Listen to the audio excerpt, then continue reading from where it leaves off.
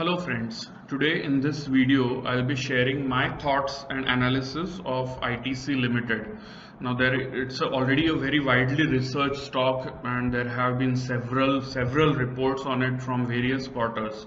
But I think it would be prudent for me to share my logical views on why ITC's stock has been underperforming in the recent months or a couple of years, and why it can prove to be a great long-term investment for several investors. Okay, be it retail investors or be it institutional investors, it can certainly prove to be a very good long-term investment. So let's start. Firstly, let's have a quick look at ITC's entire business empire. So everybody knows that it is the largest cigarette manufacturer in India, but it does have a substantial business in these following segments like FMCG. Cigarette itself is a FMCG product, but it categorizes it as non-cigarette and cigarette FMCG. So the non-cigarette part itself is growing very fast. It has got a huge list of products and brands in this category, both food products as well as non-food products. Then there is the Agri business, which mainly comprises of sourcing of raw material for its cigarette business as well as for its FMCG business, and it also involves trading and exports of agri products from various parts of the country. Okay, so it also has a fairly good future. So this India being a agriculture oriented economy, so this agri business also has a fairly long future ahead. It can grow to a substantial size, or it can continue maintaining its business for a very long time. Then the paper boards and packaging business. So it's actually a kind of a backward integration for ITC.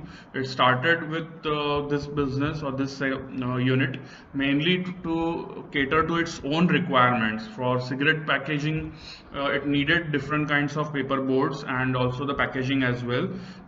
So it started with that aim in mind, but today it caters to not just ITC's own requirement, it also caters to requirements of other businesses or other companies in these segments or in these industries. Then there is a hotels business. Hotels, it mainly comprises of a few super luxury resorts, a few 5-star hotels, and a few travel or business hotels as well. It's said to have a chain of about 100 properties. Some of them are owned, some of them are managed properties. So all these businesses are there in ITC's empire. Okay, so it's not just a cigarette manufacturer today, even though cigarette does contribute over 40% of its revenues even now, and it contributes over 80% of its profits today. But it does hope that it will expand its FMCG business to a substantial scale in the coming years, and this will reduce its dependence on cigarette business for profits. So we are hoping that the company will be moving in that direction in the coming years. So let's discuss some important business segments one by one. Firstly, the cigarette business. Government of India, we all know that, has been increasing taxes on the cigarette products every year or two. But even though the taxes are increased, the product prices go up, and still, if you see at ITC's results, the revenues or the profits from cigarette business haven't gone down even a bit. I've seen the last 6 years results, and in these 6 years, in fact, if you see, cigarettes business operating profits have gone up by nearly 40%, from 11,600 crores in FY15. It has gone up to 15,800 crores in FY20. So that's a pretty good, healthy 40% jump in the last 5 financial years. This is despite the fact that the government has been increasing taxes and the product prices have been going up. But as we can see, unfortunately, that smokers are least bothered. They still continue to smoke. They are addicted to it, and I don't think the prices will matter to them. They might change their preference, they might change their brand a little bit, but then they will continue to smoke. So there has been this cigarette business has been the main reason why ITC's valuation could have gone down in the recent year or two. The main point is there is a huge hue and cry about ESG. ESG is basically environmental, social, and governance. So lots of discussion has been happening on this on the international front, and it's said that quite a lot of large investment funds have already committed that they will be avoiding investment in companies which do not meet the ESG standards. So ITC, being a large cigarette business, is expected to lose or might have already lost some of those investments, and that could be the reason why the share price has gone down in the recent months or last year or two. But my question is, can the global or the domestic investors ignore the fact that this business continues to generate strong profits? Can anybody ignore this? Okay, so 15,000 crores of operating profits every year. How many companies are out there which can claim to be generating this kind of profit?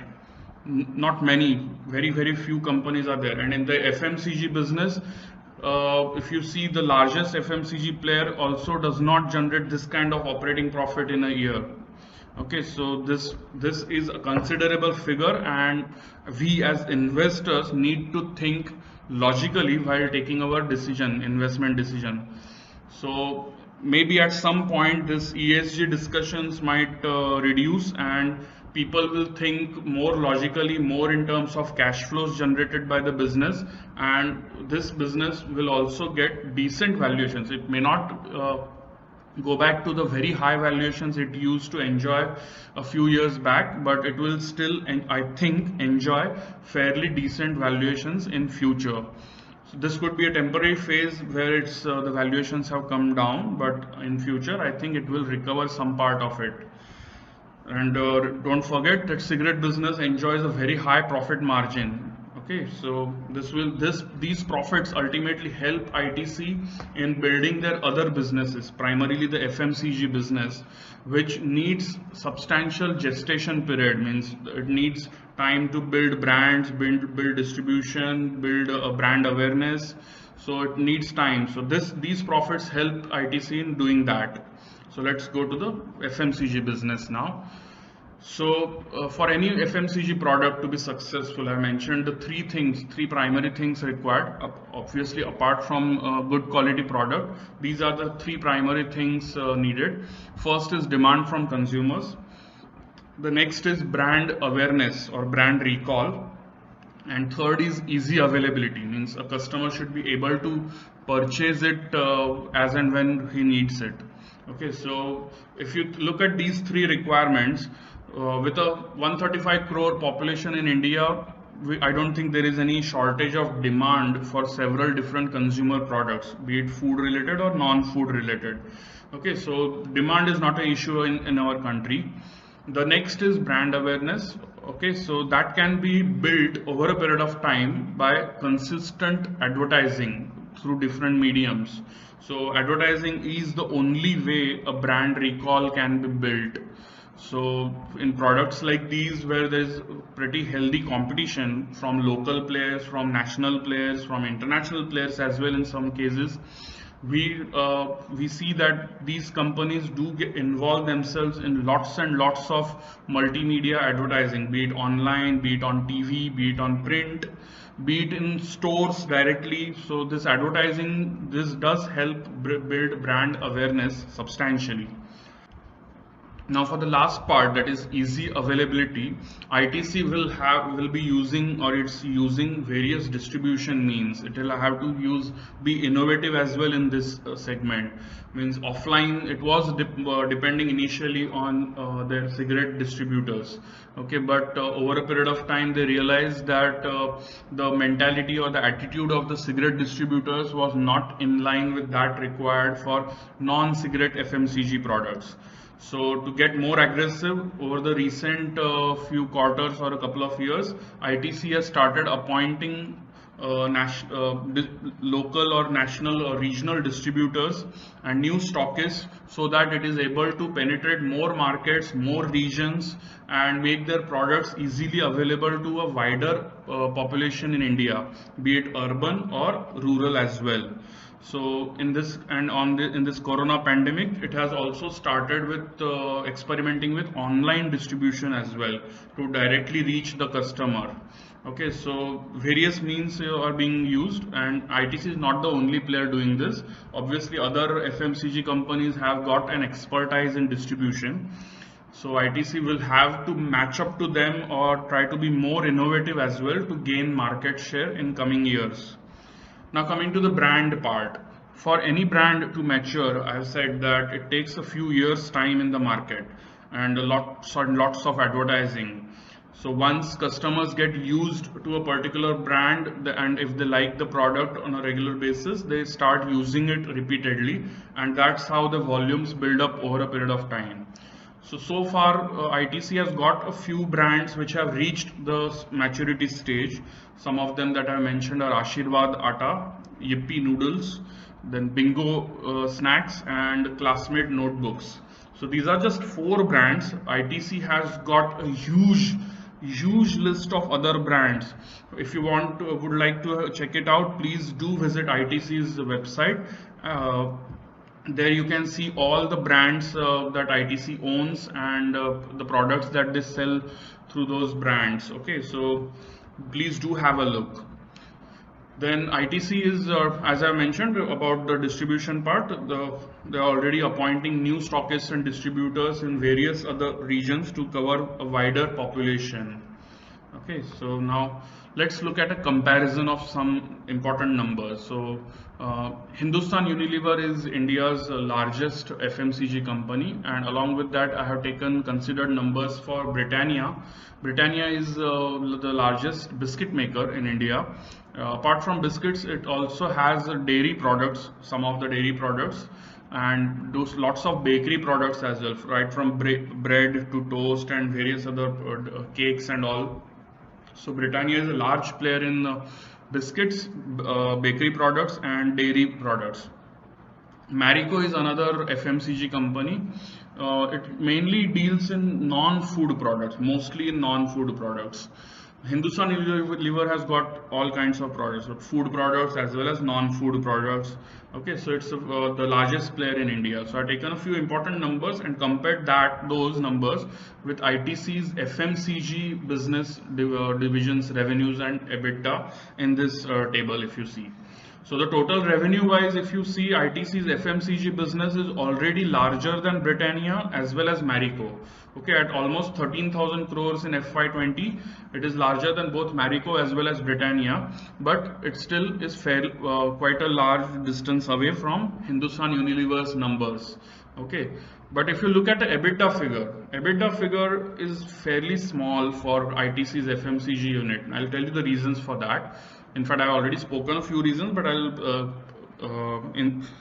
explain a little bit more on this. Britannia, Hindustan Unilever and Marico all are mature businesses. Most of their products or brands have been in the market for many years, and many of the brands have reached a substantial maturity stage, and that is the reason why they are enjoying healthy profit margins. If you see, Britannia itself is enjoying almost 18% in EBITDA margin. Then next is Marico with 21% EBITDA margin, and Hindustan Unilever, the largest player, enjoys a very high 26% EBITDA margin. Now compared to that, if you see, ITC is at just 3.3% right now.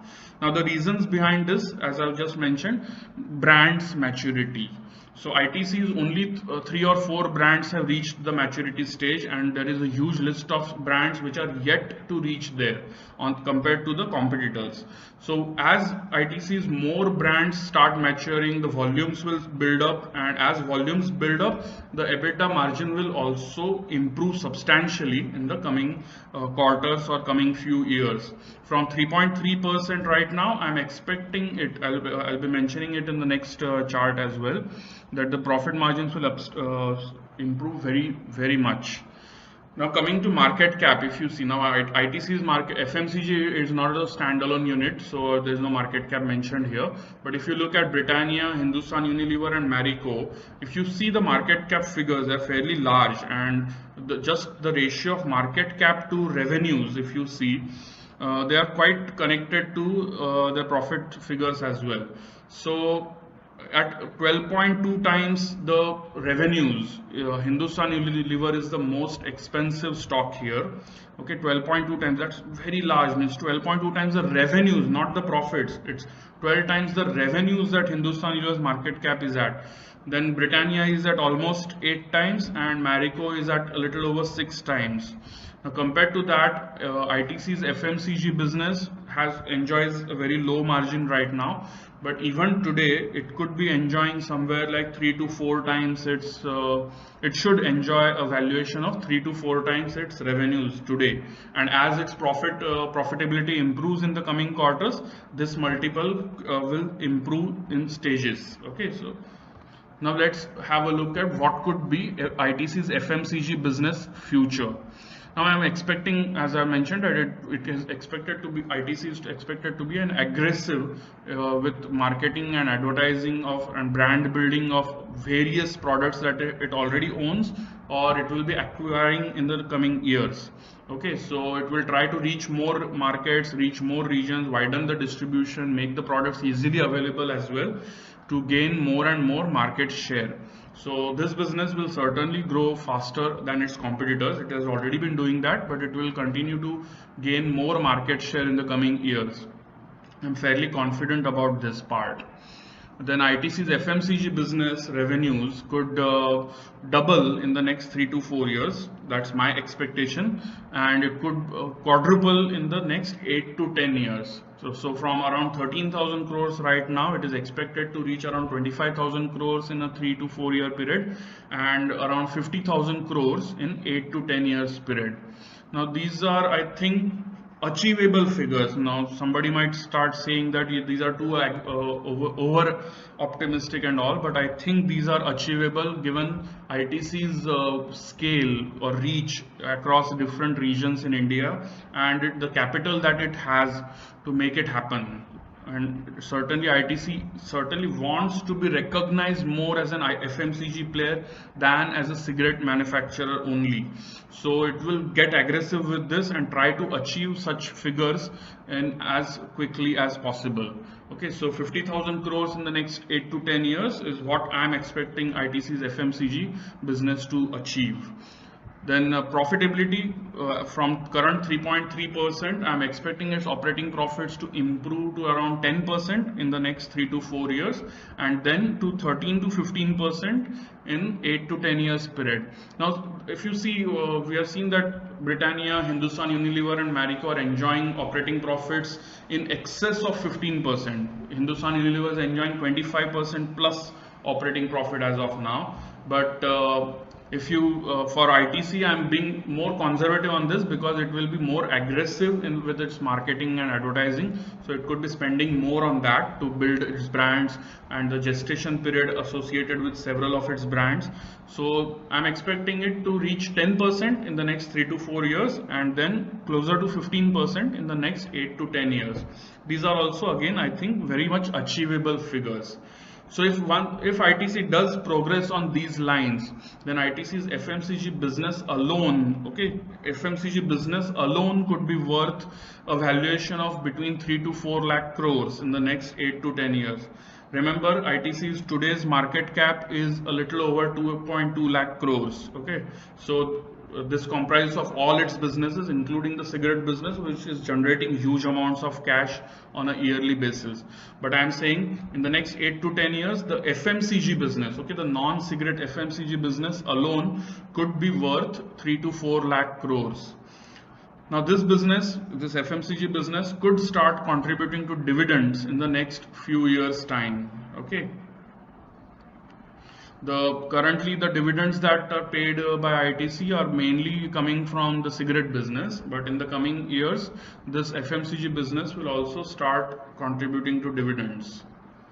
Now coming to the agri business and the paperboards and packaging business, I've already mentioned that these businesses are quite connected to the cigarette and FMCG business of ITC.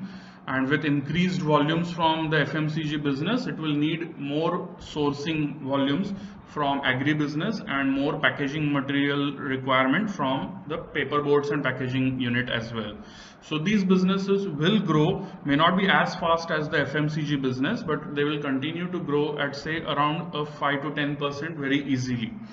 So it will also be connected to the demands or the requirements from various other players in this sector. So 5 to 10% is a conservative figure. If the economy grows at 7% or more, then this growth rate could go higher as well. But even at 5 to 10% year-on-year growth, the combined revenues of these businesses could easily double to over 30,000 crores in the next 8 to 10 years, and operating profits too could double from the current level of 2,000 crores to over 4,000 crores during this period. Now these businesses do not require too much of capex, so the incremental profits, most of the incremental profits could add to the dividends that ITC distributes in the coming years. Now coming to the most important part, the valuation. Okay, ITC's valuation and what could be the future potential. So at the current price of 180, ITC's market cap stands, as I mentioned, just over 2.2 lakh crores, and it is just 4.25 times its FY20 total income. If you see, if we saw that Hindustan Unilever's case, it is the valuation, the market cap of the company is at 12 times, over 12 times that of its FY20 sales figure. Compared to that, ITC is at just 4.2 times its FY20 total income. So it's a very, very large discount. And even on the net profit front, it is trading at less than 15 times its net profit today. Okay, so these are, I think, very, very low valuations for any FMCG business. Now, ITCs, if you look at the EBITDA margin, okay, the consolidated, means comprising of all its cigarette, FMCG, hotels, agri, and the paperboards business, the consolidated EBITDA margin itself is a very healthy, close to 40%, and net profit margin also is almost 29-30%. Now, these figures are way higher than any FMCG company. If Hindustan Unilever, which is the best player or the most efficient player in this, it's enjoying 25 to 26% EBITDA margin today, and ITC is at 39%. So you can see it's way higher than even Hindustan Unilever's EBITDA margin. Obviously, the main reason today is the cigarette business, which enjoys over 60% or maybe even over 65% of EBITDA margin.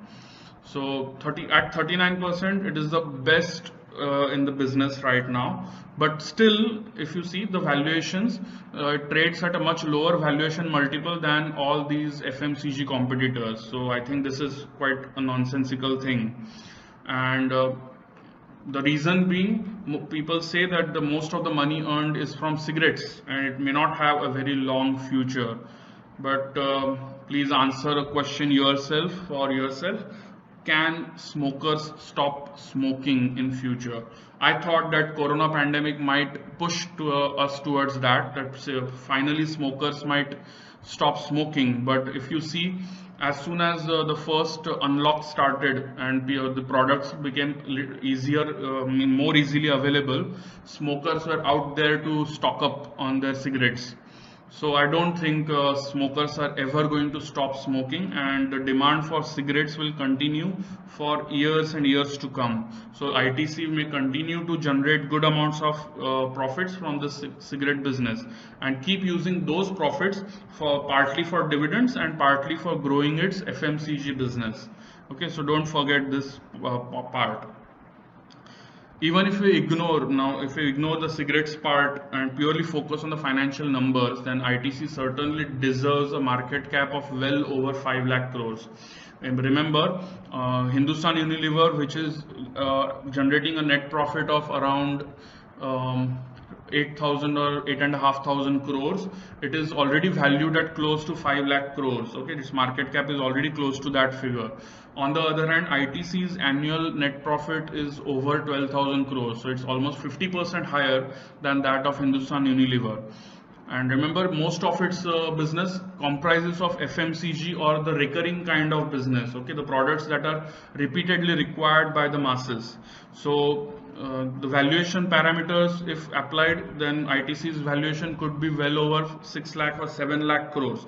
But here, to be on the conservative side, I am saying that ITC's valuation, it deserves a value of over 5 lakh crores. That translates to over 400 rupees per share. Now, even if we discount it by 25% as a penalty for the ESG concern related to its cigarette business, even if we discount it by 25%, it's still ITC's fair value is over rupees 300 per share even today. I'm talking about today. In the 5 years time or 10 years time, the FMCG business could grow in size, its profits could grow in size, and the value will add up to the today's price. Okay, so in 5 years time, as per my expectations, ITC's FMCG business alone could be worth 3 to 4 lakh crores. Okay, in 8 to 10 years time, and that will add around 250 rupees a share to the fair value. Okay, today's fair value. So maybe, and with growth coming from the Agri business as well as the paperboards business, ITC's share price fair value could be in the range of around 600 rupees a share around 8 years or 10 years down the line. And remember, these values during this period, ITC will keep distributing healthy dividends. That's a kind of a bonus, because recurring dividends is a fairly good thing. Means a person buying today, he's getting an ITC share for 180 rupees. In the next 10 years, if you look at the 10-year possibilities, he could be earning around 150 rupees per share from dividends alone. Okay, from out of the 180 he pays today, he could be earning around 150 rupees a share from dividends alone, and the market value could be in the range of 600 rupees a share in 10 years time. So there's fairly good appreciation to be made by investing in ITC. Remember, any FMCG business is a long-term investment thing. Nobody can look at it from a very short-term view. It's always valued as such, with the next 10 years or 20 years in mind. So similarly, ITC's fair value, I think, will be worth closer to 600 rupees or even more by the time these figures or these expectations are met. Now, if you find all this information and these views logical and useful, please do like and share this video with your friends who also invest in the stock market and are looking for some reasonably good long-term investment options.